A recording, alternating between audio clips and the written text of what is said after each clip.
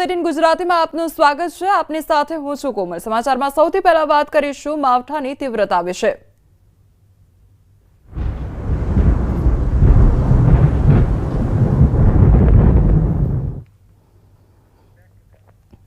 ભાવનગરમાં કમોસમી વરસાદે ભૂક્કા બોલાવી દીધા છે। ભાવનગરમાં 6 કલાકમાં 3 ઇંચ જેટલો વરસાદ ખાબક્યો છે, ત્યારે તળાજામાં 1.5 ઇંચ જેટલો વરસાદ નોંધાયો છે। સિહોરમાં 1 ઇંચ વરસાદ ખાબક્યો તો પાલીતાણા ગારિયાધારમાં પણ વરસાદની બેટિંગ જોવા મળી છે।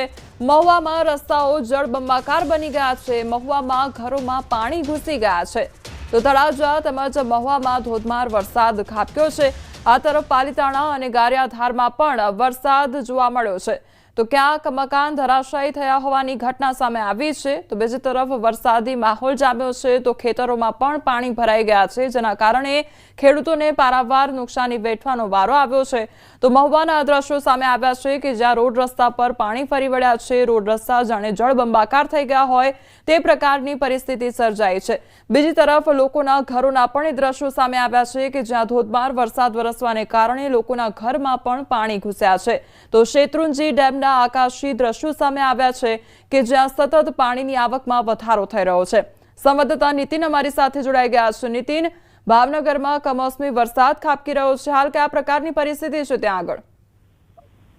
એ વાત કરીએ તો આજે વહેલી સવારથી જ ભાવનગર શહેર સહિત જિલ્લામાં જે વરસાદી માહોલ છે તે જોવા મળી રહ્યો છે। ખાસ કરીને વાત કરીએ તો જે જિલ્લાના મહુવા, તળાજા અને બીજી તરફ ઉપરવાસની વાત કરીએ તો જેસર, પાલીતાણા સહિતના જે પંથકોના ગામો છે તે સારા પ્રમાણમાં વરસાદ જોવા મળ્યો છે। ખાસ કરીને મહુવા છે ત્યાં મહુવામાં સરેરાશ 3 ઇંચની આસપાસ વરસાદ છે તે ખાબકી ચૂક્યો છે, એટલે ચોક્કસ કહી શકાય કે ત્યાં વરસાદે છે તે ફરી વખત તે બીજા રાઉન્ડનું બેટિંગ કરી અને લોકોની પરેશાની છે તેમાં વધારો સામે આવી ચૂક્યો છે। ઓવરઓલ જે મહુવાના વિસ્તારો છે તેમાં જે ત્યાંના સ્થાનિક શાળાઓ અને જે આરોગ્ય કેન્દ્ર છે ત્યાં પણ પાણી ભરાયેલા જોવા મળ્યા છે। બીજી તરફ વાત કરીએ તો જે જેસર પંથક છે ત્યાં પણ સારા પ્રમાણમાં વરસાદને લઈ અને ખેડૂતો છે તેમાં ચિંતામાં વધારો થયો છે। જી નીતિન, સમગ્ર માહિતી બદલ આપનો આભાર।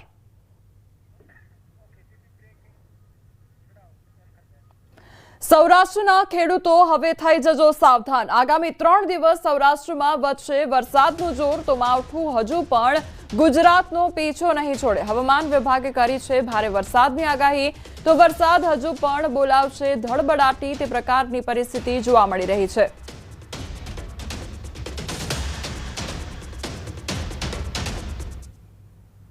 और सौराष्ट्र कच्छ में अगले 3 दिन के लिए very heavy rainfall orange warning के साथ अगले 3 दिन के लिए दिया गया है। 29, 30 और 31 अक्टूबर आइसोलेटेड प्लेसेस में वेरी हैवी रेनफॉल होने का संभावना रहेगा। और फिर 1 नवंबर को सौराष्ट्र कच्छ में हैवी रेनफॉल येलो वार्निंग के साथ आइसोलेटेड प्लेसेस में वार्निंग दिया गया है। अगले 5 दिन के लिए thunderstorm warning 30 to 40 kilometre wind speed के साथ वार्निंग इशू है। તો ડીપ ડિપ્રેશન ગુજરાત પર ત્રાટકવાની તૈયારી જોવા મળી રહી છે। 55 થી 65 કિલોમીટર પ્રતિ કલાકની ઝડપે પવન પણ ફૂંકાશે। 5 દિવસ માછીમારોને દરિયો ન ખેડવા સૂચના આપવામાં આવી છે। પોર્ટ પર 3 નંબરનું સિગ્નલ लगावવામાં આવ્યું છે। अभी जो सिस्टम है हमारा डिप्रेशन प्रैक्टिकली पूर्व मध्य अरब सागर के ऊपर स्टेशनरी था अगले पिछले 6 घंटा में, और इसका जो एग्जैक्ट लोकेशन है अभी 17.9 डिग्री नॉर्थ और 68.2 डिग्री ईस्ट बिराबल से अभी दक्षिण पश्चिम दिशा में 410 किलोमीटर दूर है, और मुंबई से पश्चिम दक्षिण पश्चिम दिशा में 510 किलोमीटर दूर में है। और इसका जो फोरकास्ट है मूवमेंट की, it is likely to move उत्तर उत्तर पश्चिम दिशा में अगले 36 आवर में, ये 36 घंटा में अगले मूवमेंट रहेगी। અરબી સમુદ્રમાં ડિપ્રેશન સક્રિય થયું છે ત્યારે વરસાદી માહોલ ચરમસીમાએ પહોંચ્યો છે। 1 નવેમ્બર સુધી ભારે વરસાદની સંભાવના સેવાઈ રહી છે। હવામાન નિષ્ણાંત ડોક્ટર ચિરાગ શાહે વ્યક્ત કરી છે શક્યતા આવનાર 12 કલાકમાં ભેજમાં વધારો થાય તો ડીપ ડિપ્રેશનની શક્યતા સેવાઈ રહી છે। ડીપ ડિપ્રેશન ન બને તો પણ ભારેથી અતિભારે વરસાદ શક્ય છે તેવું કહેવામાં આવ્યું છે। અરબી સમુદ્રમાં સક્રિય ડિપ્રેશને સૌરાષ્ટ્રના મોટાભાગના વિસ્તારોમાં તબાહી મચાવી દીધી છે અને ચોમાસુ પાકને મોટું નુકસાન થયું છે. આ ડિપ્રેશન છે હજુ કેટલા દિવસ યથાવત રહેશે તે જાણીશું. આપણી સાથે છે કેકા શાસ્ત્રીના પ્રોફેસર ડૉક્ટર ચિરાગ શાહ. ચિરાગભાઈ, અત્યારે તો જે રીતે ડિપ્રેશનને વરસાદ થયો અને નુકસાન થઈ ગયું છે, આ ડિપ્રેશન હજુ કેટલા દિવસ રહેશે, વધુ મજબૂત બનશે કે કેમ? ડિપ્રેશન અત્યારે હાલમાં જે આપણા સૌરાષ્ટ્રના કાંઠાની આસપાસના વિસ્તારમાં છે, એટલે આ ડિપ્રેશનને ડીપ ડિપ્રેશનમાં થવાની સંભાવના અત્યારે હાલના સંજોગોમાં થોડી છે. પણ એવું બી કહી શકાય કે આ ડિપ્રેશનની જે મૂવમેન્ટ છે એ 3 દિવસમાં ફેરફાર બતાવી રહ્યો છે. મારા જે મોડેલ પ્રમાણે હું જોઈ રહ્યો છું કે એમાં થોડા ઘણા ફેરફાર થઈ રહ્યા છે. તો એવું કહી શકાય કે આ ડિપ્રેશન થોડુંક પાછું નીચે મતલબ મુંબઈ સાઈડ જશે અને પાછું 1 તારીખે ઉપરની સાઈડ એટલે ઈસ્ટ ટુ વેસ્ટની દિશામાં એ આવવાની સંભાવના તે જોઈ રહ્યા છે. એના અનુસંધાનમાં એવું કહી શકાય કે ડિપ્રેશનમાંથી ડીપ ડિપ્રેશનમાં 31 અને 2 તારીખની રાત્રે કદાચ ડિપ્રેશનની અંદર ડીપ ડિપ્રેશનમાં જવાની સંભાવના અત્યારે હાલના સંજોગમાં લાગી રહી છે. પણ આવનારા 12 થી 14 કલાકની અંદર અત્યારે ગુજરાતમાં જે વરસાદનો માહોલ જામી રહ્યો છે, હવે એની અંદર એને કેટલો મોઇસ્ચર ગેઇન મળે છે, એને દરિયાની સપાટીમાંથી કેટલો મોઇસ્ચર મળે છે એના પર ડિપેન્ડ થશે કે ડીપ ડિપ્રેશનમાં જશે કે નહીં. પણ હાલના અનુભવ પ્રમાણે ડિપ્રેશન થવાની સંભાવના અત્યારે લાગી રહી છે. જેના અનુસંધાનમાં એવું કહી શકાય કે આવનારા 3 દિવસમાં એટલે 30 આજની તારીખ 31 અને 1 નવેમ્બર સુધીમાં ગુજરાતના તમામ વિસ્તારોમાં વરસાદ રહેશે અને લગભગ દક્ષિણ ગુજરાત, સૌરાષ્ટ્ર અને મધ્ય ગુજરાતમાં અમદાવાદ, ખેડા, આણંદ બધામાં ભારેથી અતિ ભારે વરસાદ થવાની સંભાવના 1 નવેમ્બરના દિવસે અત્યારે હું મારા મોડેલ પ્રમાણે જોઈ રહ્યો છું. હવે આ સિસ્ટમની અંદરનો જે આખતનો જેનો પાથ રૂટ છે એ પ્રોપર જે સાયક્લોનિક પેટર્ન પ્રમાણે જોઈ રહ્યા છીએ આપણે. એટલે સાયક્લોનિક પેટર્નમાં સમટાઈમ એવું થતું હોય છે કે એની હવાના વેગના કારણે એ થોડી ઘણી દિશાને એનો વાવડ બદલતો હોય છે. એટલે એ પ્રોપર પ્રમાણમાં જો સાયક્લોનિક ફોર્મ ની જે સંભાવના થવી જોઈએ એ સંભાવના પ્રમાણે જઈ રહ્યો છે. પણ એકચ્યુઅલીમાં અત્યારનું જે સ્ટેબલાઇઝેશન એનું થોડું જોઈ રહ્યા છે કે થોડુંક સ્ટેબલ ઠંડુ પડી ગયું છે. પણ હવે હું કહું છું ને કે આવનારા 12 કલાકની અંદર જો એને પાછો ભેજ પ્રોપર મળે, એને મોઇસ્ચર કન્ટેન્ટ વધારે મળશે તો ડેફિનેટલી એ ડિપ્રેશન અને ડીપ ડિપ્રેશન થવાની સંભાવના છે. હા, અને આવનારા 3 દિવસની અંદર આ જો સિસ્ટમ ડિપ્રેશન કે ડીપ ડિપ્રેશનમાં નહીં જાય તો પણ આપણા ગુજરાતના દક્ષિણ ગુજરાત, સૌરાષ્ટ્રનો કાંઠો, સૌરાષ્ટ્રના તમામ સૌરાષ્ટ્રના વિસ્તારો તમે લઈ લો, દ્વારકાથી લઈને છેક જુનાગઢ સુધી બધા વિસ્તારો લઈ લો, અને મધ્ય ગુજરાતની અંદર આણંદ છે, આપણે અમદાવાદ છે, કપડવન છે, ખેડા છે, આ બધાની અંદર ભારેથી અતિ ભારે વરસાદ 1 નવેમ્બર સુધી થવાની પૂરેપૂરી સંભાવના 100% છે. તો વધતા માવઠાઓને લઈને હવામાન નિષ્ણાંત ડોક્ટર ચિરાગ શાહે જણાવ્યું કે ક્લાઇમેટ ચેન્જની અસરથી મોસમી પેટર્નમાં મોટો ફેરફાર આવ્યો છે. અરબી સમુદ્ર વધુ સક્રિય બન્યો છે. છેલ્લા 5 વર્ષમાં અરબ સાગરમાં ચક્રવાતોની સંખ્યા પણ વધી છે. આ સિસ્ટમ બનવાનું કારણ શું? કારણ કે એક વેસ્ટર્ન ડિસ્ટર્બન્સ, બીજી બાજુ તો બંગાળની ખાડીમાં વાવાઝોડું હતું એ પણ હવે લો પ્રેશરમાં પરિવર્તિત થઈ રહ્યું છે. એટલે આ બધી 3 જે સિસ્ટમો છે એની ઇફેક્ટના કારણે આટલું મોટું સિસ્ટમ બની છે અને તેના કારણે નવેમ્બર મહિનામાં આટલું મોટું માવઠું થઈ રહ્યું છે. આટલા વર્ષોથી આપણે માવઠા જોતા હતા કે માવઠા જે બી આવતા હતા એ લગભગ 1 કે 2 દિવસના હતા.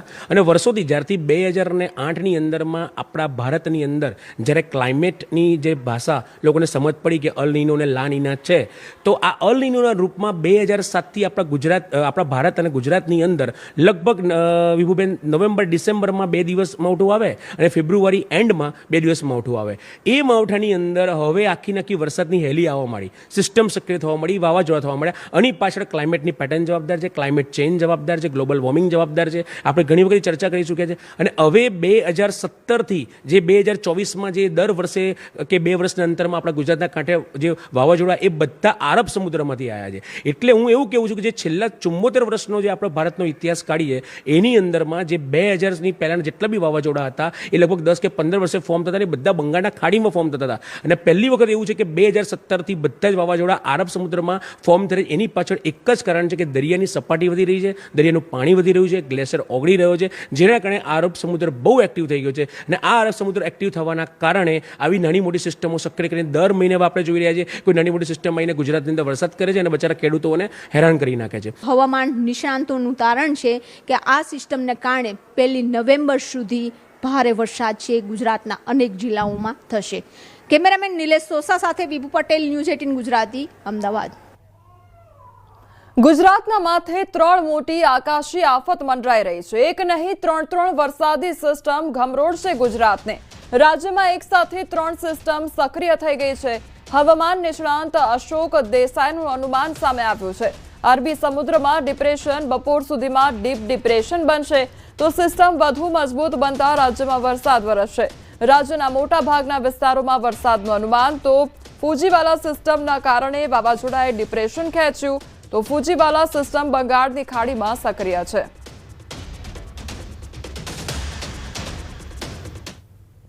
અરબી સમુદ્રમાં સિસ્ટમ સક્રિય છે અને તેની અસર ગુજરાતના વાતાવરણ ઉપર થઈ રહી છે. શા માટે આ પલટો આવી રહ્યો છે? શું આ ક્લાઇમેટ ચેન્જની અસર છે કે નહીં તે આપણે જાણીશું. આપણી સાથે છે વેધર સાયન્ટિસ્ટ અશોકભાઈ દેસાઈ. દેસાઈ સાહેબ, ખાસ કરીને તમે અત્યારે રિટાયર થઈ ગયા છો, પરંતુ ખાસો સમય તમે આ વેધર સાયન્ટિસ્ટ તરીકે રહ્યા છો અને એમાં તમે કામ કર્યું છે. અત્યારે જે બંને સિસ્ટમ, અરબી સમુદ્ર અને બંગાળની ખાડી, બંને સિસ્ટમ છે અને ગુજરાતમાં તબાહી મચાવી રહી છે, શું કારણ છે? અત્યારે એકચ્યુઅલી તો 3 સિસ્ટમ કામ કરી રહી છે. પહેલી સિસ્ટમ તો આપણે વેસ્ટર્ન ડિસ્ટર્બન્સ જે હિમાચલ પ્રદેશ પર પડેલું છે એ 2 દિવસમાં ઓગળી જશે, ત્યાં સુધી એ અસર કરતા છે. અને ડિપ્રેશન જે આપણે ઓમાન બાજુ જતું હતું એ રિકવર મારીને આપણે દ્વારકા બાજુ આવ્યું અને દ્વારકા પર એ લગભગ 3 દિવસથી સ્ટેડી થયું છે અને ત્યાં ને ત્યાં ફર્યા કરે છે. એને આપણે મિટેરોલોજીકલ ટર્મ્સ કે હવામાનની ભાષામાં ફ્યુજીવાલા ઇફેક્ટ કહેવાય છે. કારણ કે જ્યારે અરબી સમુદ્ર અને બે ઓફ બેંગાલમાં 2 સિસ્ટમ પડેલી હોય ત્યારે કોઈ પણ સિસ્ટમ એકબીજાને દૂર જવા નથી દેતી. એના અનુસંધાનમાં મોન્થા જે ટ્રોપિકલ સાયક્લોન બે ઓફ બેંગાલમાં ઊભું થયું અને અત્યારે ઓડિશામાં એન્ટર થઈને લો પ્રેશર દ્વારા તબાહી મચાઈ રહ્યું છે, એનો જે એક પોર્શન છે એ આપણા ખંભાતના અખાતમાં આવી રહ્યો છે અને એના કારણે આપણું જે ડિપ્રેશન છે એ કદાચ બપોર સુધીમાં ડીપ ડિપ્રેશન બની જવાની પૂરેપૂરી શક્યતા છે. અને એવું હવામાન નિષ્ણાતો તથા IMD, આપણી હવામાન ભારત સરકારની જે સંસ્થા છે કે જેમાં હું જોબ કરતો હતો, 40 વર્ષ જોબ કરેલી, અને એના બી ડિક્લેર કર્યું છે કે ડીપ ડિપ્રેશન થવાની પૂરી શક્યતા છે. પરંતુ જો સાયક્લોન બની જાય તો આપણે સૌરાષ્ટ્રમાં જે રહ્યું સહ્યું છે એ પણ નાશ પામે એવી અત્યારની વકી છે. અને આ જે ઊભું થવાની જે ગણતરી છે એમાં ગ્લોબલ વોર્મિંગ તો કામ કરે જ છે, પરંતુ છેલ્લા કેટલાક વર્ષોના અભ્યાસથી દેખવામાં આવે છે કે આપણા ત્યાં બે ઓફ બેંગાલમાં જે ઉષ્ણ કટિબંધમાં જે સાયક્લોન થવા જોઈએ એના કરતાં વધારે પ્રમાણમાં સાયક્લોન અને લો પ્રેશર સિસ્ટમો ઊભી થઈ છે. અને અત્યારે જે સિસ્ટમ છે એનાથી જો વધુ મજબૂત બનશે, ડીપ ડિપ્રેશન બને, તો ગુજરાતના કેટલા વિસ્તારો છે જે વધારે ઇફેક્ટ થશે? એની પ્રાયોરિટીમાં એવું છે કે ડિપ્રેશનની અસર 50થી 100 કિલોમીટરના પટ્ટામાં આપણે સી શોર પર, બેલ્ટ પર થતી હોય છે. એટલે દરિયા કિનારાથી 100 કિલોમીટર સુધી અસર થતી હોય. એના પછી એને મીડિયમ અથવા સામાન્ય વરસાદ પડે. પરંતુ જો ડીપ ડિપ્રેશન થાય તો એની રેન્જ 150 કિલોમીટર સુધી વધી જતી હોય છે. અને જો સાયક્લોન થાય તો 300 કિલોમીટર કે અમદાવાદ ઉપરની રેન્જ સુધી કવર થઈ જાય. એટલે જ્યારે તીવ્રતા વધે ત્યારે એનો માર લેન્ડ પર જે આવવાનો છે એ વધી જાય છે. સર, આપના અભ્યાસ પ્રમાણે શું માનવું છે? કારણ કે માવઠા થાય છે, નવેમ્બરમાં આટલું મોટું માવઠું, આટલા દિવસ ચાલવું, એ તમને શું લાગી રહ્યું છે?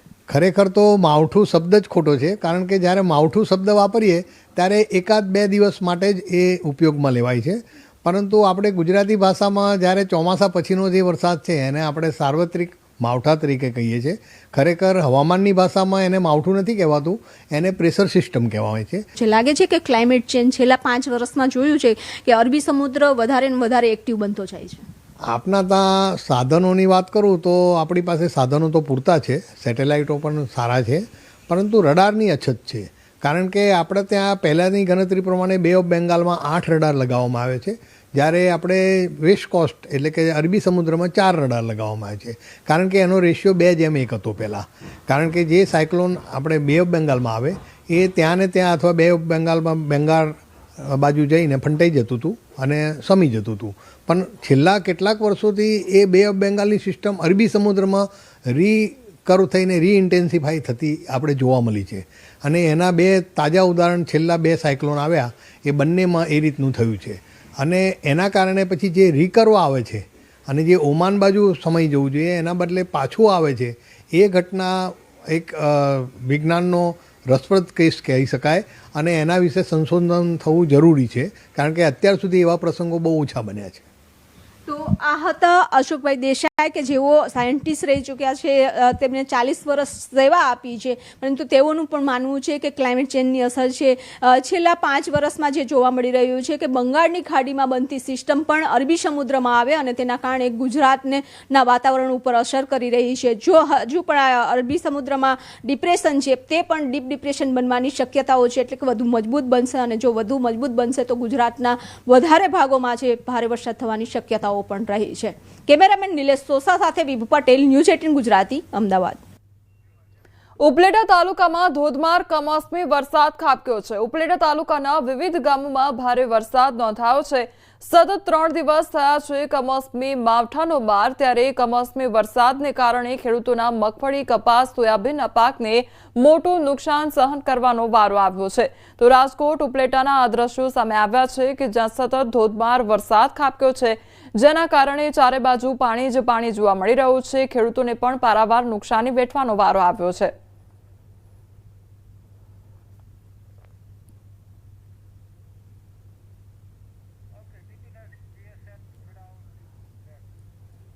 વેરાવળ બંદર પર જોવા મળી છે ડિપ્રેશનની અસર. અરબી સમુદ્રમાં ડિપ્રેશનથી ક્લાઇમેટ ચેન્જની અસરને પગલે વાતાવરણમાં ઠંડક પ્રસરી ગઈ છે. ડિપ્રેશનની અસરને કારણે માછીમારોને દરિયો ન ખેડવા માટે સૂચના આપવામાં આવી છે.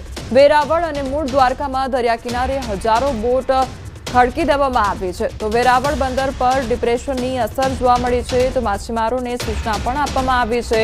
દરિયો ન ખેડવા અંગે સૂચના આપવામાં આવી છે. તો દ્વારકાના દરિયા કિનારે હજારો બોટ ખડકાઈ દેવામાં આવી છે. તો અત્યારે જે પ્રમાણે વરસાદી માહોલ જામ્યો છે, બીજી તરફ જે સિસ્ટમ છે તે સક્રિય જોવા મળી રહી છે, તેના કારણે માછીમારોને સૂચના આપવામાં આવી છે.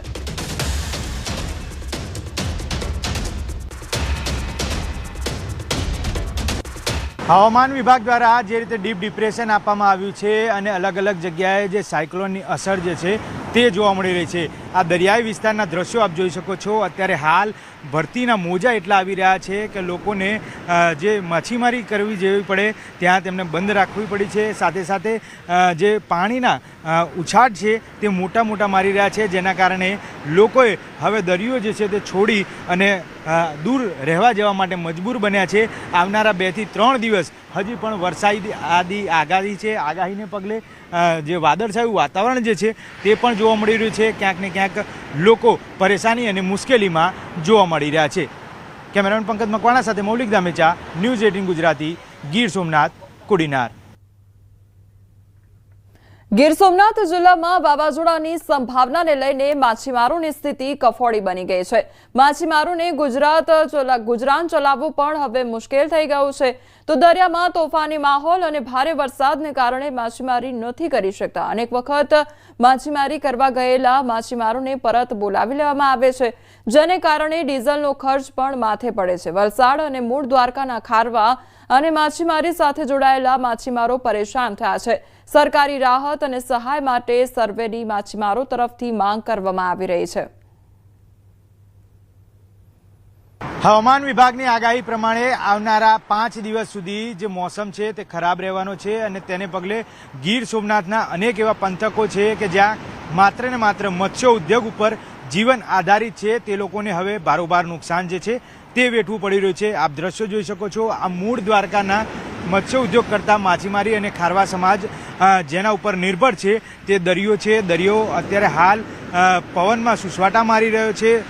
જે રીતે ભરતી આવી રહી છે તે જોતા સિગ્નલ જે છે તે આપી દેવામાં આવે છે. તેના કારણે લોકો માછીમારી કરવા માટે નથી જઈ રહ્યા. અનેક એવી બોટો જે છે તે બોટોને અત્યારે હાલ લાંગરી અને બંદર ઉપર જે છે તે મૂકી દેવામાં આવી છે. એટલે હવે લોકો ગુજરાન કેમનું ચલાવવું તેની મુશ્કેલીમાં મુકાયા છે. કેટલાક ખારવા સમાજ અને માછીમારી સમાજના આગેવાનો આપણી સાથે છે, તેમની સાથે વાતચીત કરીએ કે અનેક વખત આ પ્રકારની મુશ્કેલીનો તેમનો સામનો કરી ચૂક્યા છે અને મુશ્કેલી સામનો કર્યા બાદ પણ હવે તેમને કઈ રીતે ગુજરાન ચલાવવું તે પ્રશ્ન સતાવી રહ્યો છે. આપની સાથે વાત કરીએ. વડીલ, છેલ્લા કેટલાય સમયથી આ પ્રકારની સ્થિતિ જે છે તે થતી હોય છે, ત્યારે આપ અત્યારે હાલ જે સિગ્નલ લગાવી દેવામાં આવ્યું છે તેના કારણે કેવી પરિસ્થિતિ વેઠવી પડી રહી? અત્યારે જ સિગ્નલ લગાવી દેવામાં આવેલું છે, તેના કારણે બહુ ગંભીર પરિસ્થિતિ છે. મારીના સ્થળ પર પહોંચીએ ત્યાં તરત જ ત્યાંથી અમને ફિશરીઝ કમિશનર દ્વારા કે કોઈ પણ વિભાગ દ્વારા પાછા બોલાવવામાં આવે છે અને એ જ પાછા મચ્છીમારી વિના અમે અહીંયા પરત પાછા બંદરે આવીએ છીએ. તો આવક જાવકના જે ડીઝલના હજારો લીટર અમારો જે ખર્ચો છે તે માથે વેઠીએ છીએ. લાખો લોકોનું ગુજરાન રજી પડ્યું. અહીં લાખો લોકો માછીમારી કરવા જાય પણ માછીમારમાં તો કંઈ નથી જ, હવે કંઈ રહ્યું જ નથી. હવે જઈએ ત્યાં તોફાન, જઈએ ત્યાં સિંગલ, જઈએ ત્યાં કસ્ટમ ખાતું, ફિશરીઝ ખાતું બધી હેરાન કરે, બધું હેરાન જ કરે. માછીમારને કંઈ હાલવા નથી દેતા. બિલકુલ, તો જે રીતે લોકોની પરેશાની ભારોભાર છે, સાથે ગુજરાન ચલાવવું જે છે તે મુશ્કેલ બન્યું છે. સરકાર હવે તેમની વાત સાંભળે તે બાબતે તેઓ રજૂઆત કરી રહ્યા છે. ત્યારે આવનારા સમયમાં તેમને થોડી ઘણી અંશતઃ રાહત મળે તો સરકાર એ બાબતે પણ સાંભળે તેવી માંગણી કરી રહ્યા છે. કેમેરામેન પંકજ મકવાણા સાથે મૌલિક દામેચા, ન્યૂઝ 18 ગુજરાતી, ગીર સોમનાથ. અમદાવાદમાં ફરી વરસાદી માહોલ જામ્યો છે. અમદાવાદમાં કાળા ડિબાંગ વાદળો છવાયેલા જોવા મળી રહ્યા છે. ત્યારે અમદાવાદમાં વરસાદનું ઓરેન્જ એલર્ટ આપવામાં આવ્યું છે. અમદાવાદમાં ચોમાસા જેવો માહોલ જોવા મળી રહ્યો છે. તો અમદાવાદ શહેરમાં પણ વહેલી સવારથી કાળા ડિબાંગ વાદળો જોવા મળી રહ્યા છે. તેમજ વાતાવરણમાં પલટો પણ જોવા મળી રહ્યો છે.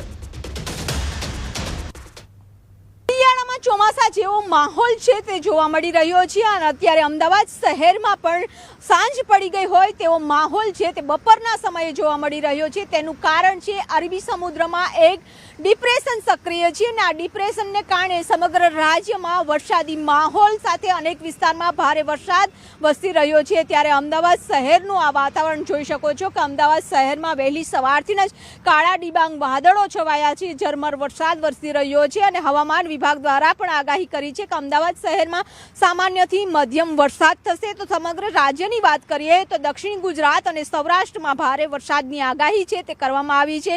દક્ષિણ ગુજરાત અને સૌરાષ્ટ્રમાં આગામી 3 દિવસ ભારે વરસાદ રહેશે. તો અન્ય જિલ્લાઓમાં સામાન્યથી મધ્યમ વરસાદ રહેશે. સાથે જ પવનની ગતિ તેજ રહેશે કારણ કે થંડરસ્ટોર્મ એક્ટિવિટીઝ થશે અને આ થંડરસ્ટોર્મ એક્ટિવિટીઝના કારણે ભારે પવન એટલે કે 30 થી 40 અને 50 કિલોમીટરની ઝડપે પવન પણ ફૂંકાશે. માછીમારોને દરિયો ન ખેડવા સૂચનાઓ આપવામાં આવી છે. સાથે જ પોર્ટ ઉપર 3 નંબરનું સિગ્નલ લગાવવામાં આવ્યું છે. કેમેરામેન નિલેશ સાથે બીબુ પટેલ, ન્યૂઝ 18 ગુજરાતી, અમદાવાદ. આ તરફ ચક્રવાત મોન્થાએ આંધ્રપ્રદેશમાં વિનાશ વેરી દીધો છે. વાવાઝોડાએ મચાવેલા તાંડવના દ્રશ્યો સામે આવ્યા છે. કાકીનાડાના દક્ષિણમાં પશ્ચિમ ગોદાવરી જિલ્લામાં નરસાપુર નજીક મંગળવારે રાત્રે આંધ્રપ્રદેશના દરિયાકાંઠે ભારે પવન અને ભારે વરસાદ વરસ્યો, જેને કારણે વૃક્ષો ઉખડ્યા અને વીજળીના થાંભલા પણ તૂટી ગયા હતા. અને કૃષ્ણા અને એલુરુ જિલ્લાના અનેક દરિયાકાંઠાના ગામોમાં વ્યાપક નુકસાન પહોંચાડ્યું છે. તો હાલ આપત્તિ પ્રતિભાવ ટીમો અને મનપાના કાર્યકરો અસરગ્રસ્ત વિસ્તારોમાં રસ્તાઓ સાફ કરવા અને વીજ પુરવઠો પુનઃ સ્થાપિત કરવા માટે કામ કરી રહ્યા છે. જો કે કેટલાક વિસ્તારો હજુ પણ ચક્રવાતની અસરોનો સામનો કરી રહ્યા છે, જેમાં વીજળી અને માર્ગ જોડાણ ખોરવાઈ ગયું છે. તો હાલ વરસાદ બંધ થઈ ગયો છે અને માછીમારો કિનારે પાછા ફર્યા છે. દરિયો શાંત થઈ ગયો છે. જો કે દરિયાકાંઠે જમા થયેલ કાટમાળ ચક્રવાતની અસરની ઝલક આપે છે. તો આંધ્રપ્રદેશમાં વાવાઝોડું મોન્થા ત્રાટક્યા પછી તેલંગાણામાં ભારે વરસાદ ખાબક્યો છે. મહબૂબાબાદ જિલ્લામાં દોરનાકલ રેલવે સ્ટેશન પર પાણી ભરાઈ ગયા. વરણગલ, જંગાનવ તેમજ હનુમનકોંડા અને મહબૂબાબાદ, કરીમનગર, સિદ્દીપેટ સહિતના જિલ્લામાં વરસાદ વરસ્યો. ધોધમાર વરસાદના કારણે નીચાણવાળા વિસ્તારો પાણીમાં ગરકાવ થયા. ભારે વરસાદના કારણે જનજીવન પર ભારે અસર સર્જાઈ છે. અનેક વિસ્તારોમાં પાણી ભરાતા સ્થાનિકો અને વાહન ચાલકોને ભારે હાલાકી વેઠવાનો વારો આવ્યો છે. તો તેલંગાણાના મુખ્યમંત્રી ભારે વરસાદને ધ્યાનમાં રાખી પ્રશાસનને સતર્ક રહેવા સૂચના આપી છે.